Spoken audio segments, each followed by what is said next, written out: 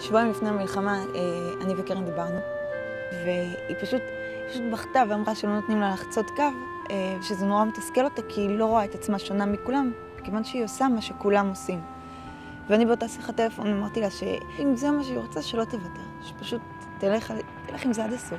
אני ממש זוכר אותה ככה נמצאת בחלק הקדמי ימני של המסוק, עומדת ככה עם הגב אליי, עם הידיים שלובות, קסדה עליה בגלל הרעש והקוקו מאחורה, שאתה פשוט מסתכל עליו ואתה אומר, ככה נראה לוחם. זה מישהי שהחליטה, הייתה נחושה, לא ויתרה, עשתה משהו שהוא בכלל היה פורץ דרך. אני מכיר את הדבר הזה. אני מאמין שיש סיכוי שאנשים יפרצו את הגבולות שאולי חשבו שהם שוהים בהם.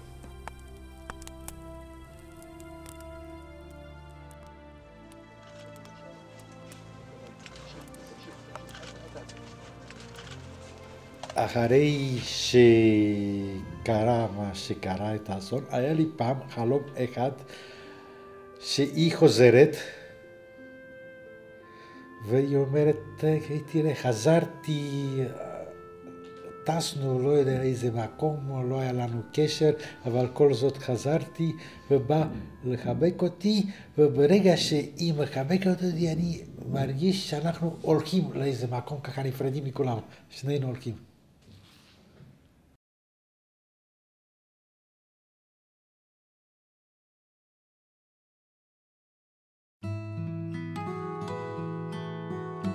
היא נולדה ברחובות, בקפלן. אנחנו מרומניה, אז מיד שלחתי מברח, ברומנית יש לנו בת, ברומנית זה אבה מאופטיצה. שמחנו שיש לנו בת בלונדינית, ושהיא הייתה קטנה, הייתה כל כך מודעת לעניין הזה, שפעם אמרה, אלוהים תביא לי אחות בלונדינית יפה כמוני. דיברה עם אלוהים. הבית לא היה מורגש זה משיכה לטכניקה. לא חשבנו בכלל לכיוון הזה. יכול להיות שמתי התחילה באורט. מנהל הבית ספר הציע לנו ללכת למכונאות.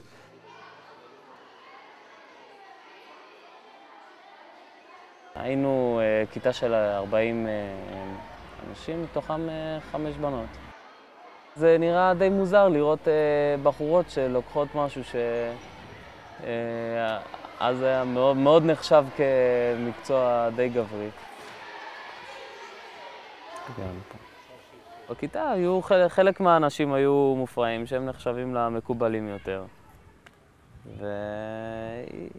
וקרן הייתה מהשקטים של הכיתה שהיו מרוכזים טיפה יותר בלימודים. מאוד למדנית טובה. קרן טנדלר, זיכרונה לברכה, הייתה בוגרת של המכללה שלנו, והמעבדה הזאת נקראת על שמה. ואנחנו גאים בבוגרת שלנו שהשיגה והצליחה לעשות דברים מיוחדים, גם בלימודים וגם בקריירה שלה. היא השיגה הרבה, למרות שקריירה שלה הייתה יחסית קצרה. מחזור שנתי, יש לנו בסביבות 2-3 בנות בכל מחזור, הייתה אחת מהן, וכמו שזה קורה תמיד, הבנות הן האלה שמובילות. הייתה לה אמביציה להוכיח שהיא לא שונה ולא פחות טובה מאשר הגברים, והצליחה את זה בגדול, לעשות את זה. אני מאוד מקווה שאנחנו נמצא את זה, כי אנחנו בדרך כלל לא שומרים הרבה זמן. זה פשוט נס שמצאנו את זה. זה הפרויקט גמר של קרן. ואם אני לא טועה, קיבלה ציון גבוה 90-95. זה בעצם מאפיין את קרן. כל הזמן היא רצה לעשות דברים מיוחדים, מעניינים, מעשיים, לא דברים תיאורטיים. והייחודיות של קרן שהיא ידעה גם לסחוף איתה. זאת אומרת, היא לא נבלעה בין הבנים, אלא הייתה בולטת ומובילה את הכיתה. וזה בעצם מה שיפה אצל קרן. אי אפשר לא לזכור אותה. זאת אומרת, אם תאמר לי על הרבה אחרים לזכור, אני לא בטוח שאני אזכור, אבל קרן הייתה מאוד מיוחדת, מאוד בולטת, וקל היה לזכור. הייתה נחושה להצליח, להשיג תעודת בגרות, אז התחילה י"ג ואחר כך י"ד, כן?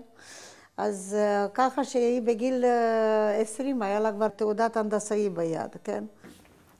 זה הפינה הקטנה שלי לקרן, ופה יש לי מכתבים אני שומרת פה גם את המכתבים האלה.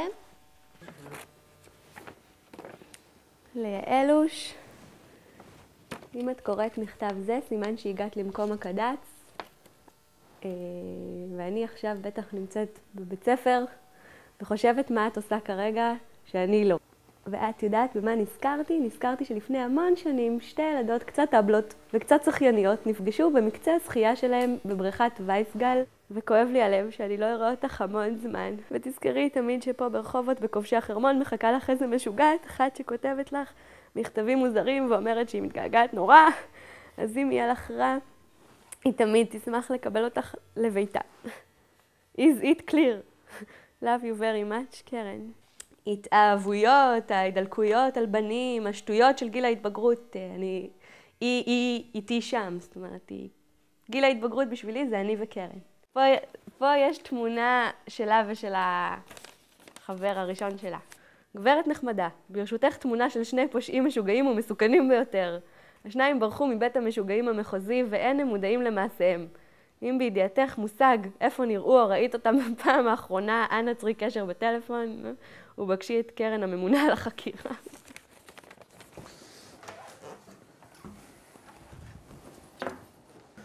עברתי שבוע דירה, ובמהלך האריזות שעשיתי, יצא לי להתקל בעשרות מכתבים שקרן שלחה, בפתקים, בתמונות, וזה החזיר אותי בצורה מאוד חזקה למה שהיה אז, לקשר שהיה, לרגשות, לעוצמה שלהם.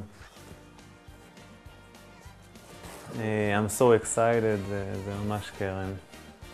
שיר באנגלית שממש מדבר על התלהבות ועל קשר ואהבה וסוג של שמחה, בדיוק כמו שהיה לכם. היינו בכפר יובל בצימר, עשתה החלקה לקרח שהפתיעה אותי במקצועיות ופתאום מישהי חשבתי חובבנית כמוני, התחילה לעשות שם פעלולים ואחורה ופליק פלקים וכאלה. אני זוכר תקופה שאי פעם בחיים שלי שביליתי בתדירות כל כך גבוהה של נסיבות, של סרטים, של חברים, של טיולים. אני יכול להגדיר את הקשר שלי עם קרן כאהבה ממבט ראשון.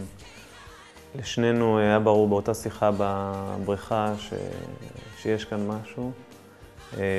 ושאנחנו הולכים פה למשהו מאוד מאוד רציני, ושנינו היה ברור שיש כאן אהבה, לשנינו היה ברור שזה הולך לקשר רציני. ישר קפצנו ששמענו שיוצאתי מערן פעם הראשונה, בנים וזה וזה, קצת החשש של ההורים הטבעי וזה, אבל שיתפה אותנו, כללית לא היה מה להסתיר, כן?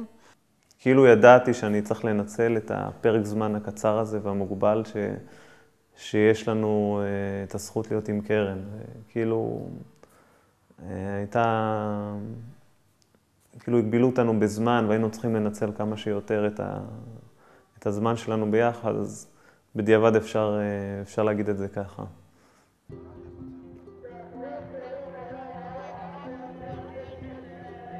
הלכנו לגיוס, כל המשפחה, וצילמנו, איך שהגענו לבסיס לתל השומר. פתחנו את הבסיס ב-6 בבוקר, לא נפתח תל השומר, אנחנו היינו שם. עד שהיא עזבה עם האוטובוס, זה מלא צילומים עשינו. אני זוכר, זה פעם ראשונה שכבר הגיעה לבית, היא רצתה שאנחנו נצלם אותה במדים, היא הזמינה חברה שלה יעל, וזה פה במדים שניהם עשינו הרבה תמונות. היא הייתה מורעלת צהל. אני זוכרת כילדות שהיא הייתה מסתכלת על כל מיני ספרים שהיו מחלקים פעם למתגייסים עם תמונות של הצבא, עם תמונות של הוואי. היא חיכתה בקוצר רוח ליום שהיא תתגייס, והיא פחדה מאוד שהיא תהיה פקידה. היא פחדה פחד מוות שתהיה באיזשהו תפקיד לא משמעותי בצבא. הצבא מההתחלה היה אצלה דבר ראשון. מעולם לא האמנתי שאני אזכה להכיר אדם כמוך. לפני כמה שנים כשהתגייסתי נלחמתי לשרת בתפקיד מאתגר וככה מצאתי את עצמי משרתת בטייסת מסוקים בתור מכונאית. בת יחידה בתפקיד שנחשב נדיר לבנות. לא יכולתי לבקש יותר מזה. הכל בכיף ורק בשביל החוויה. עד שאת הגעת. נלחמת בכל המוסכמות. היה לה שאיפות להצליח בתחום הזה. היא רצתה להיות מכונאית מוטסת שזה בתור מכונאי זה נחשב לטופ שבתחום הזה. זאת הייתה השאיפה שלה. כמה הרגזת אותי. מי את חושבת לעצמך שאת מגיעה, שוברת את כל המוסכמות ומציבה ביני לבינך תחרות שברור מראש שאני לא יכולה לעמוד בה. קשה לי להגיד באותם ימים שאהבתי אותך, להפך. שנאתי אותך שהרערת את מעמדי בטייסת והיית תמימה יותר טובה ורצינית ממני. זה התבטא הרבה קודם כל בזה שהיא הייתה קמה ב5 בבוקר, הייתה לוקחת יוסים, שזה ספרים ענקים כאלה שמספרים על כל החלקים במסוק, ופשוט הייתה לומדת אותם, יותר מכל אחד אחר. יותר מכל אחד אחר שבא לשם וחשב שהוא עושה את השירות שלו. היא באה ונכנסה לזה. אחרי שהתנהגתי באכזריות, אהבתי אותך מהחדר, ציפיתי שתלכי לאחד המפקדים, תספרי לו איזה כלבה אני. אבל את מפתיעה כל פעם מחדש. אין לך פרופיל ושתקת. אחרי חודשיים שלא דיברנו, ואת הצלחת בכל תחום שנגעת בו, הגעתי להבנה שאני רוצה ליהנות ואת רוצה להצליח. לאחר שיחה הקינה הפכה לחברות והחברות הפכה לאהבה. אני למדתי ממנה הרבה. גם להאמין בעצמך, גם להשיג דברים שאתה רוצה. אני יכולה להגיד לך שהיו מפקדים שלא קיבלו את זה שמישהי, בחורה, תעשה משהו שאין בנות בתפקיד הזה. כשהיא רצתה לצאת לקורס מכונאים מוטסים, יש איזה כמה דברים קשים לגברים לעשות אותם בנושא של החזקת מסוק. עמדה בזה בצורה מעוררת התפעלות, והוסמכה להיות מכונאית מוטסת הראשונה. לא היה לה פשוט, הייתה בה המון רגישות, ובגלל זה היא גם מאוד נפגעה בתהליך. האמת שגם החיילים, הבנים, בהתחלה היה קשה להם לקבל, אבל כשראו את הידע שלה, אז לא הרבה התמודדו איתה. דאגה לוודא שאנחנו וכל המערכת שמסביבה מבינים שהיא עושה את כל הדברים בדיוק כמו כל שאר האנשים. היא לא רוצה שום הנחות ושום הקלות. מה שכולם עושים, היא עושה.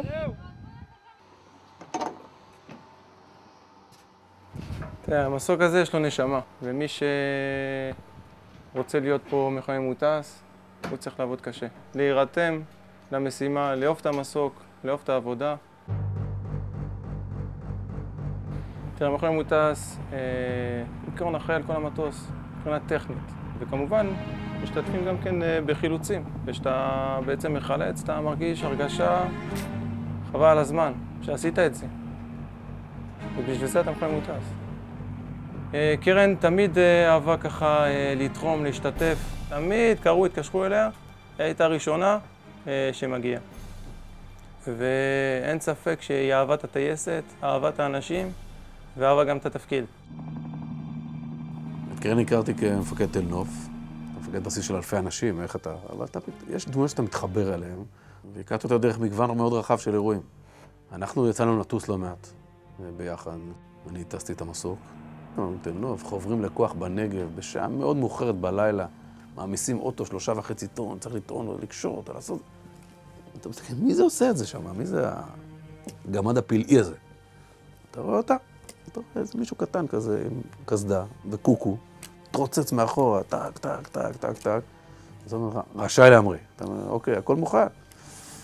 הקוקו המתרוצץ הזה, זה, עם הקסדה, זה דבר מאוד מאוד חזק. אין כאלה. אבל אני שפעתי את זה יותר בעיניים מקצועיות, חיל אוויריות. לאן אני יכולה להגיע, לאן אני יכולה להתקדם. לא ראיתי איזה גבול. זאת אומרת, זה רק תלוי ברצונות שלה. אז אפשר היה לעמוד על זה מאוד חזק. אתה רואה את זה, הקרינה עוצמה פנימית מאוד חזקה. שלום, ערב טוב. לילה טוב, קרן, מה שלומך? בסדר גמור. נו, אז איך זה להיות בת יחידה בכוח החילוץ הישראלי של צבא ההגנה לישראל? מאוד כיף, מפנקים אותי, ואני פשוט נהנית מכל רגע. שאלה. כן. מה אמא שלך חושבת על העניין? היא דווקא מאוד גאה בי. מאוד גאה? כן. והיא שלחה אותך בלי בעיות, בלי דאגות. לא אמרנו בלי דאגות, יש דאגות כמו לכל הורה, אבל היא מאוד גאה בי. באמת? כולנו האמת. כן, אני חושבת שהם אהבו את הרעיון. אהבו את הרעיון. אוקיי, אז בהחלט שיהיה לכם הרבה בהצלחה שם, ואנחנו גאים בכם, ותשמרו על עצמכם. תודה. התחום הזה מאוד עניין אותה, אמרתי לה, מה צריכה את זה? ידיים מלוכלכות, קולך בחלוק, ולהתעסק עם כל מיני, הרי מסוק זה לא סתם, זה מכשור די מסובך ומסוכן. גם סיפרה פעם אחת, היה לה מקרה שהיא עדיין הייתה שם בבדיקה על המסוק, והפעילו את הרוטר, וכמעט הורידו לה את הראש, כמו שאומרים. אבל היא סיפרה את זה בכזאת התלהבות, שאני כמעט נפלתי מפחד, והיא... אז מה? נו, זה קרה. אבל קפצתי והצלחתי. היה לה כיף, נהנתה מזה. כל רגע פנוי שהיה לה, גם בין כל מיני מבצעים בעבודה, בלימודים שלה, בצבא, או שהייתה באה לפה, או ששם בתוך הבסיס הייתה שוחה כל הזמן. אני חושבת שאם הייתה יכולה לחיות בתוך המים, הייתה נשארת שם. בגיל 5.5 הבאתי אותה ללמוד לשחות. הוא שוחה מאוד טוב, בניגוד אליי, ועשו תחרות באילת, עשו תחרות ביניהם, כן? ובאיזשהו שלב הוא אומר, היא כבר עוברת אותי, הוא ככה עם כאב, הוא אומר, זהו, היא כבר עוברת אותי. גם שהייתה עובדת, ופתאום אבא בא, הייתה ממש רצה אליו כמו ילדה קטנה. מחבקת אותו, נשיקות, שואלים פה ושם אחד את השני, מה שלמה, מה היה. וכל אחד המשיך לעבוד, ואבא שלה הלך לשחות, והם היו כמו חברים. וגם היה לה רצון הזה כל הזמן לטייל ולנסוע, לרצות. היא אמרה, כל פעם אני ארצה, אני רוצה כמה פעמים בשנה, או פעם אחת לפחות בשנה, לנסוע לאיזושהי ארץ אחרת, לראות משהו מיוחד. וזה גם דבר שמאוד יפריע לי כנראה עד סוף חיי, שכל הזמן קרה לי שניסע ביחד, וכל פעם מצאתי סיבה להגיד לה, אולי אחר כך, אולי עוד חודש או עוד חודש. היא אמרה, לא, אני לא אחכה, אני אסע לבד, אני אסע לבד. ועד עכשיו אני מצטערת שמצאתי סיבה לא לנסוע.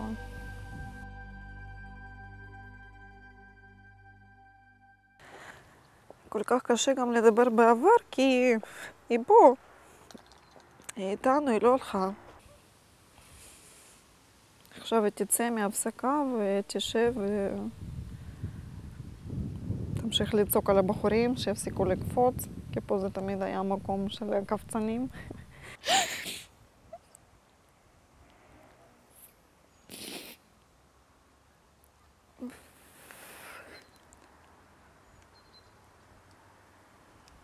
המים אזלו בבריכה כמו שהיא אזלה מהחיים שלנו.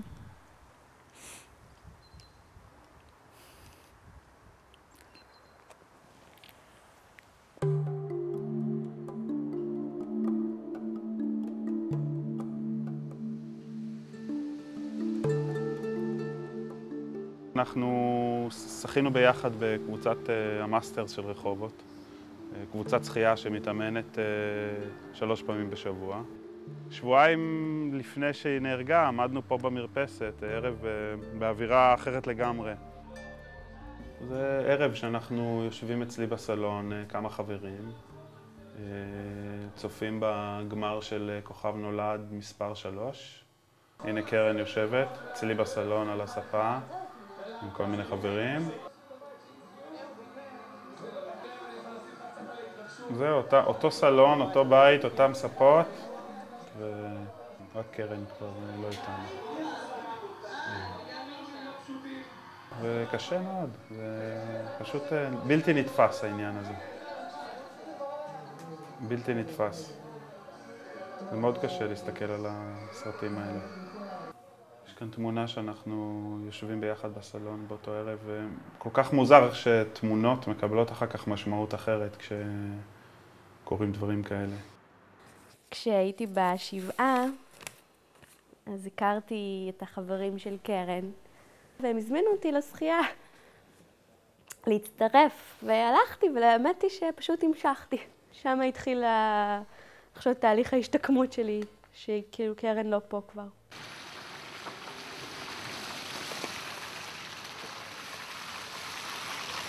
אני אוהבת לראות מה קורה לשלוח יעל שקעה עכשיו בבוט ואנחנו מנסים לחלץ אותה בשביל להגיע לאימון. אנחנו לא מוותרים על זה כל כך בקלות. קרן, לא, בכל מצב אתה מגיע. בטח אתה יוצאת מהאוטו ואולי דוב מנסה לדחוף אולי. או שמשאירה את האוטו ונכנסת לאימון בכל מצב, גם כן. ושיחכה אחר כך. ברור לי שהיא הייתה פשוט קופצת עם הכל, תוך הבוץ, בשביל לחלץ, בשביל לעזור. אין בכלל שאלה פה. היא הייתה ייחודית בזה שאין דבר כזה שהיא לא תעשה. אז אחרי אימון אחד, לא יודע, היה קר מאוד. והיא אומרת, חבר'ה, המים קרים, אבל אנחנו שוחים. והיא קפצה, ואב כבר, אנחנו לא היה לנו כבר לב, לא לב, מה זה, היא ילדה ואנחנו גברים, החוד שלוקי, עוד פחדנים, אבל קפצנו. הייתה לה נוכחות שאי אפשר היה להתעלם ממנה. שמעו אותה וראו אותה, וזה לדעתי החיות שבה. הייתה טיפוס מאוד בוגר, הייתה מאוד חכמה. הייתה בן אדם כזה שאפשר לדבר איתו על הכל, כולל הכל, היא תמיד הייתה אומרת לי, מייעצת לי על כל מיני דברים, שאני הייתי משהו כמו הילדה והיא כמו אחות גדולה כזאת. היום אני מבינה, היום שנים אחרי זה, אני מבינה כמה שהיא צדקה, כמה שהיא אמרה לי דברים שאני באותו רגע לא האמנתי לה, אבל היום הם מתגשמים אחד אחרי השני, ואני לא יכולה, כל פעם שזה משהו כזה קורה, זה מזכיר לי אותה, ואני לא יכולה שלא להגיד לה, קרן, תודה שחיזקת אותי, באמת, זה מזכיר לי אותה הרבה, אני חושבת עליה הרבה. זה יישמע דמיוני. היה לי חם כשנכנסתי למים. קרה לי פעם אחת, אחרי שקרן נהרגה, שכאילו פתאום הרגשתי מין חום כזה, זה קרה לי עכשיו במים.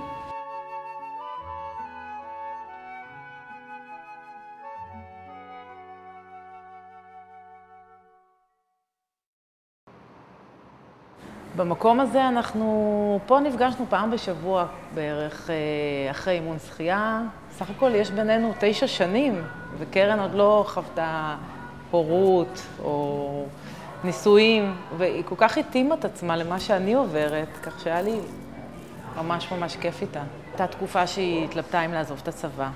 מצד אחד היא מאוד אהבה את כל מה שהיא עשתה בצבא, מצד שני היא חשבה להתפתח וללמוד משהו.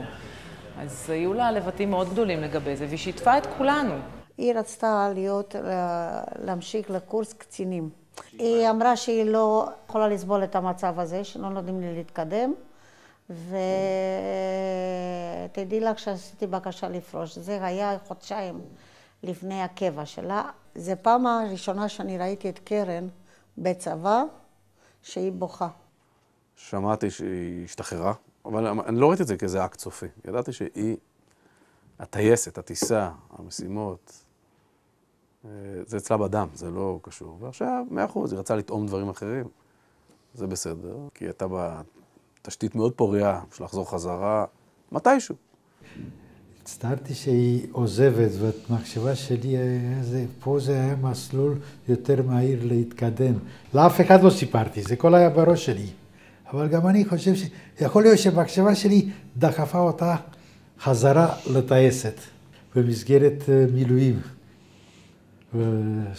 בגלל שחזרה וזה, זה קרה מה שקרה. יכול להיות שיש משהו במה שהוא אומר, אבל בצד שני אני יודעת בטוח, היא רצתה להמשיך במילואים. וזה קשה מאוד לטרטר את עצמנו עם המחשבה שאנחנו עודדנו אותו, יש שם המחשבה הזאת, שאנחנו עודדנו אותה למילואים. כי היא בעצמה רצתה כן מילואים. מה שאני זוכר שקיבלה את המכתב שהיא מתקבלת למשפטים, זו הייתה לה שמחה גדולה, הייתי בחדר השני ופתאום שומע, אמא, אני התקבלתי למשפטים, זה היה שמחה כזו.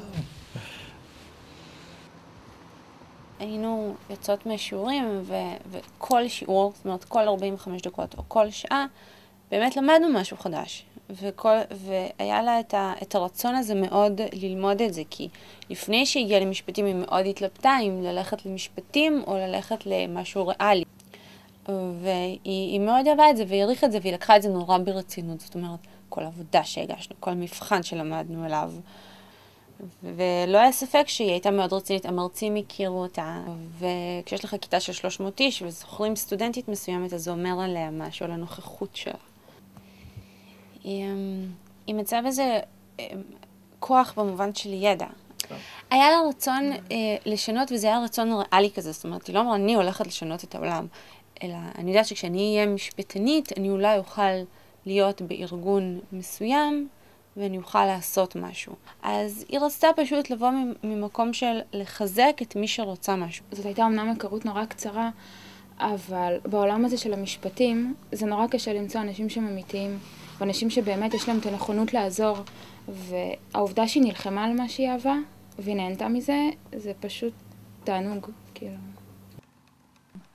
היא כתבה שהיא מסיימת עכשיו את שנת הלימודים הראשונה שלה. היא כתבה בעדיפות ראשונה שהיא מעוניינת להגיע לסדנה לזכויות נשים, והיא מנמקת למה. היא כותבת, בצבא קבע שירתתי תחת פיקודם של 2 קצינים שלצערי הביאו אותי למצב שהרמתי ידיים ולבסוף השתחררתי.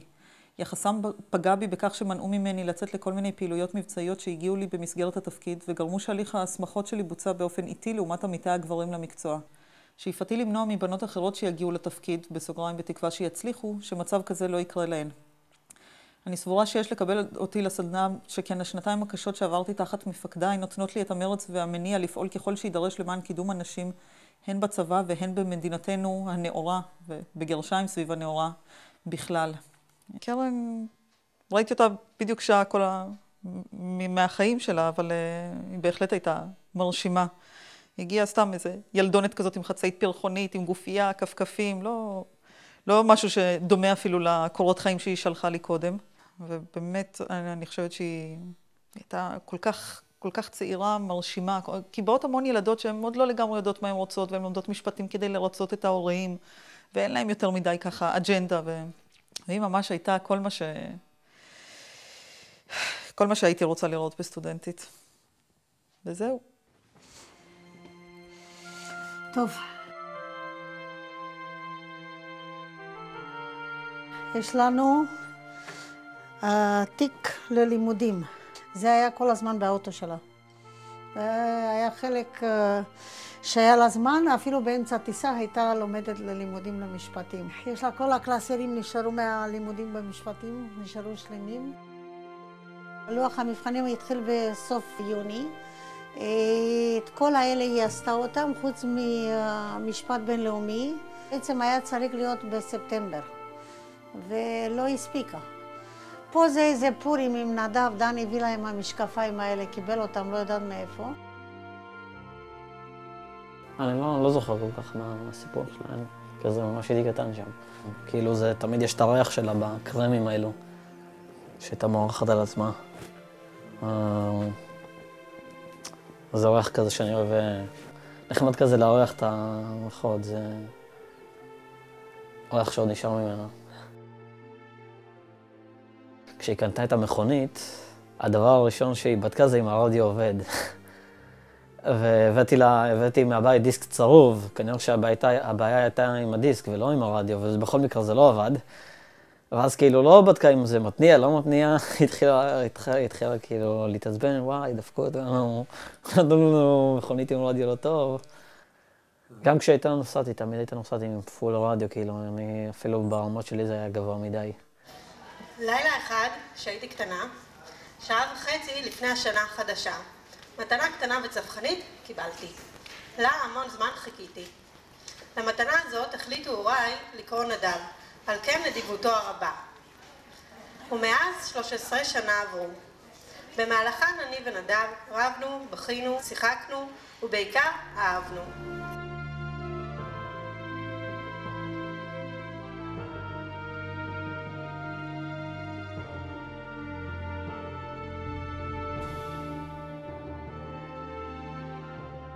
הייתה תקופה שלא הסתדרו.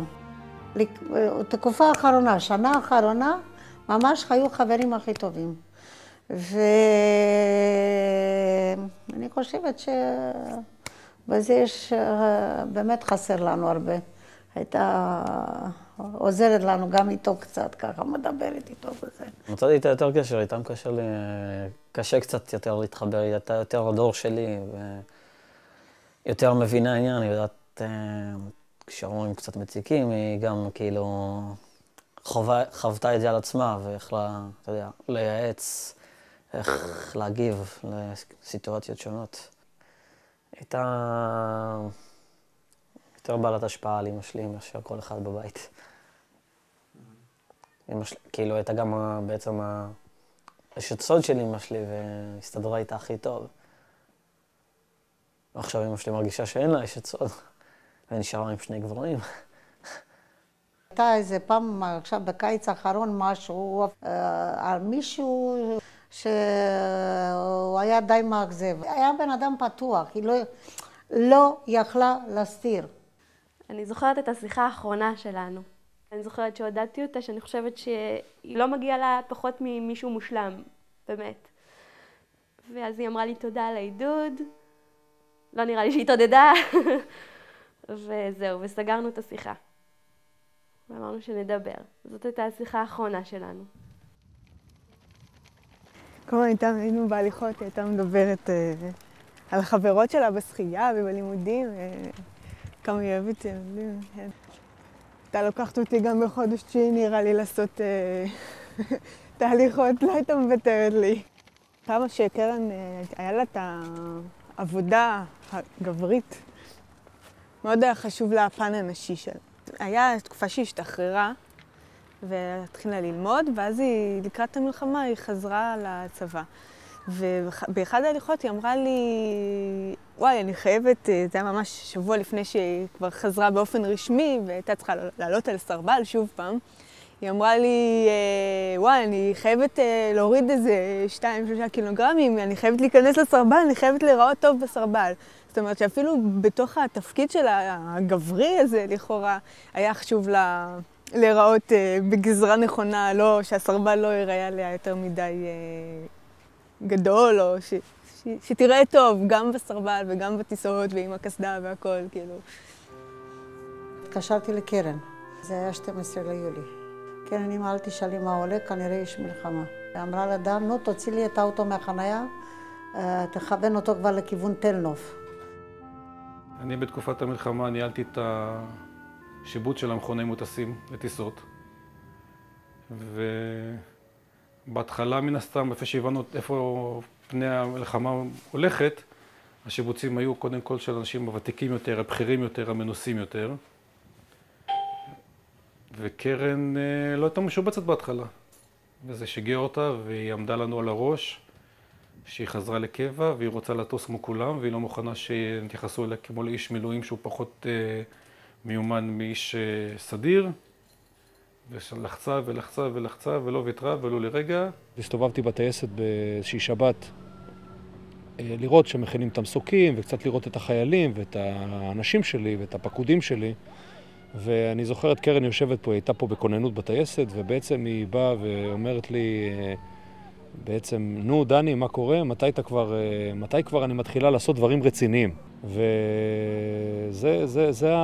וזה הביטוי למושג לוחמת, או לוחם בכלל. אנשים מבצעים פעולות מבצעיות, מסכנים את החיים שלהם, והיא בסוף באה ואומרת לך, תשמע, אני לוחצת אותך, שתכניס אותה לתוך העניין הזה. כל הזמן התלוננה, באתרים הזה לא נותנים לי לטוס, לא משפצים אותי. ואמרתי, קרן, תראי, לא קרה שום אסון. מה, את לא מבינה בזה? אנשים שעזבו לפני 20 שנה, כל הזמן על הטלפונים שיבואו לעזור וזה, ואת לא מבינה, חשוב מאוד לטוס, לתרום למאמץ המלחמה וזה. היא קיבלה סירוב לטוס. לא ציוותו אותה פשוט לאיזושהי טיסה שהייתה מיועדת. היא הייתה מאוד... אמרה כבר די, נמאס לי, כמה כבר אפשר להתעלם ממני, למה לא שמים אותי על טיסות? כאילו, זה בגלל שאני בחורה, זה מה, למה? כאילו... זה לא שאני פחות טובה, זה לא שאני לא יודעת, כאילו...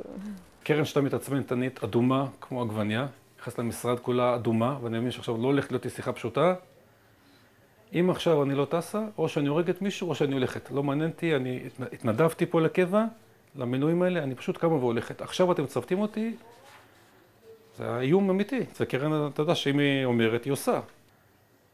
וערב קודם לנפילה היא צוותה למשימה די דומה למה שהיא ביצעה.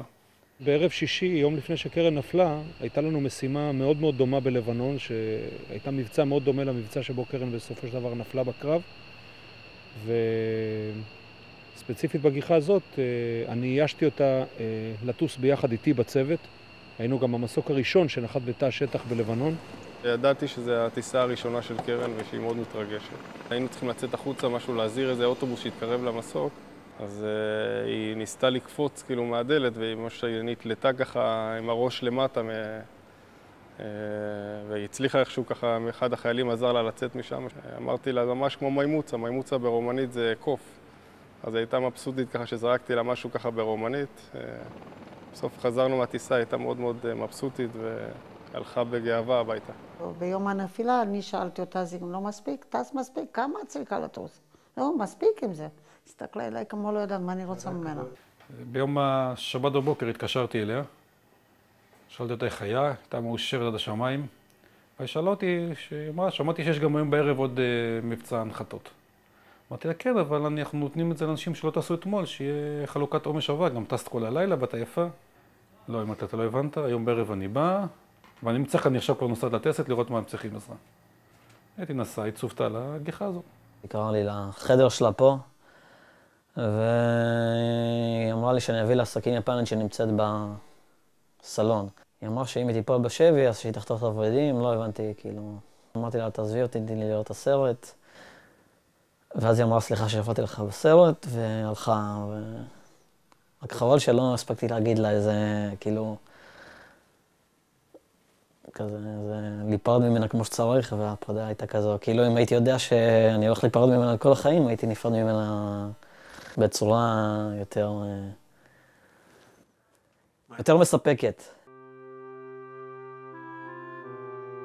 כמובן, הייתי אומר שאני אוהב אותה, ובעיקר שאני מעריך אותה. לפחות עם האחרונים של החיים שלה, תדע שאח שלו מעריך אותה.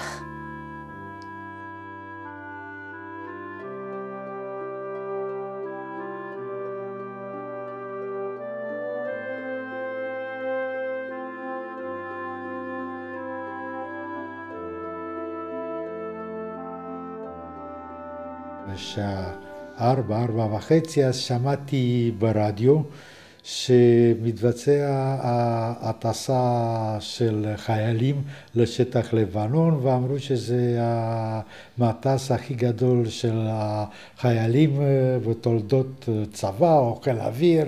ומה שאני זוכר, שאני שמחתי על זה ואמרתי, יש! זהו, אנחנו נראה להם.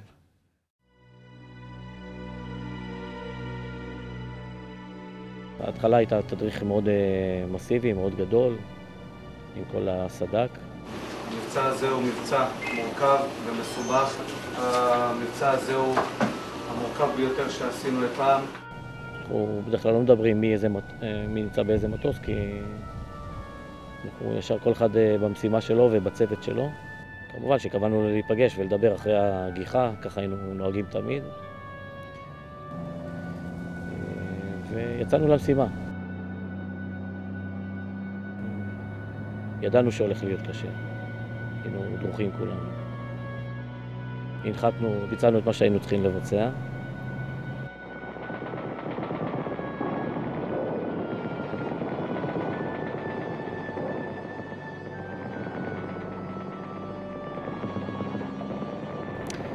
ואחרי המראה, לאחר מספר שניות, המכונאי מוטס האחורי הודיע שמטוס מספר 2 נפגע.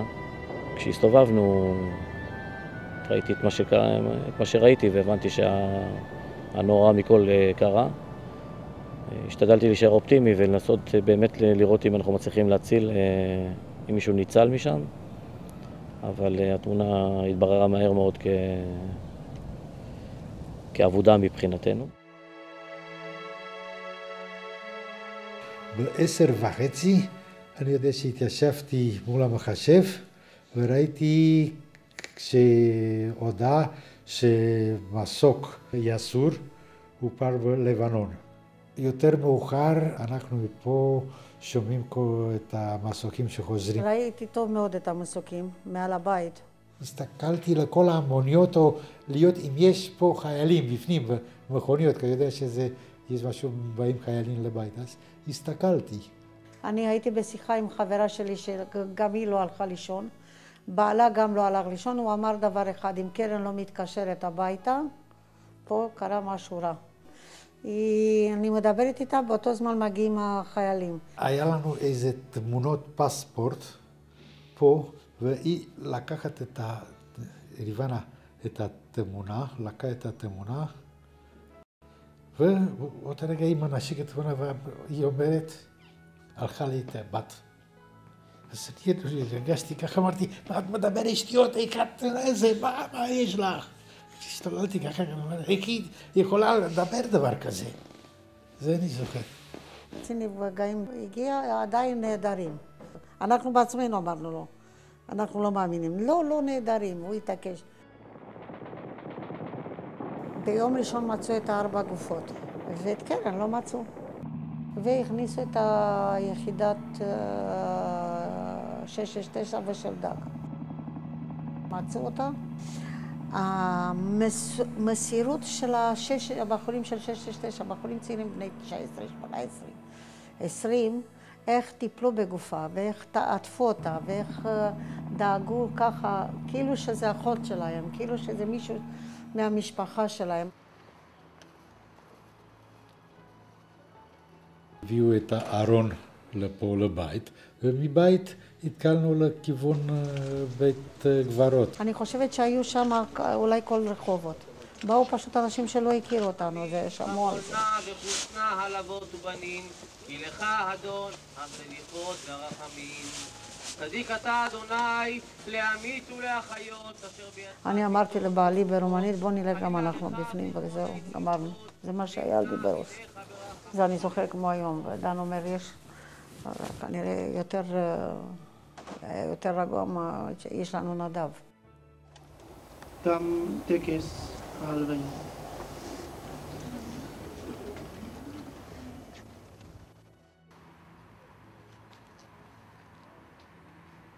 הרעיון של המסוק זה של דן. על הקבר אנחנו לא אמרנו אף פעם מה שכתוב. קרן שלנו, החייכנית, שאפתנית, אוהבת אדם והלוחמת בליבנו לעד.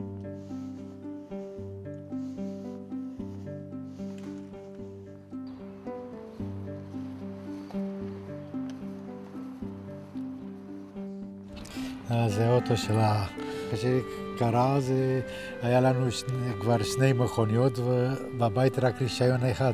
נדב עוד לא היה לו רישיון, אז אמרתי, מה נעשה עם האוטו? נמכור. אז נדב התנגד, אמר לא, זה האוטו הזה נשאר במשפחה. לא יודע, זה האוטו שלה, זה לא נוח לי למכור אותו ככה. לאבא שלי חשוב רק הערך שלו, כאילו כל שנה הערך שלו יורד, ולי הערך שלו לא נמדד בכסף.